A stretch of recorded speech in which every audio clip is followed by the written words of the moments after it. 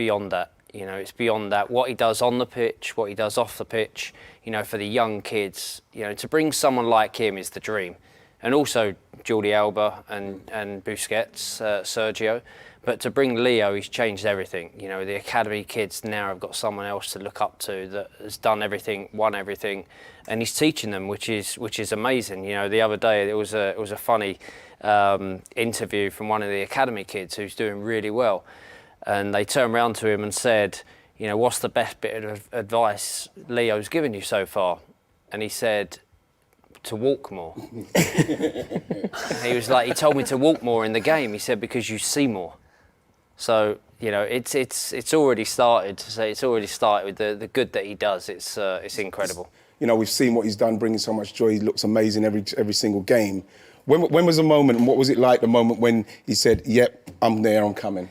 I think it was actually more emotional than it should have been, just because for the last 10 years to try and get this team up and running in Miami, there's been so many obstacles, so many challenges, and sometimes it looked like it weren't going to happen, and then obviously everything came together once I found the right partners in Miami. But the moment, I was actually in Japan, the morning that I found out that he was coming.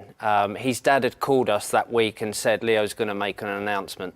And then obviously 2 days out, they was like, okay, in the next 2 or 3 days, he's going to come out and say something. So we were kind of just waiting. And I was in Japan working, and it was 5 o'clock in the morning, the kids are in bed, Victoria's still sleeping, and my phone is like going mad because I'd forgot to turn it on silent. So Victoria's like telling me to turn it off. So I pick it up and I saw a barrage of like messages, and it was just, he'd come out and done his interview. But we always obviously wanted him to make a decision based on, you know, he wanted to live there with his family, wanted to still win and play football in the way he plays it.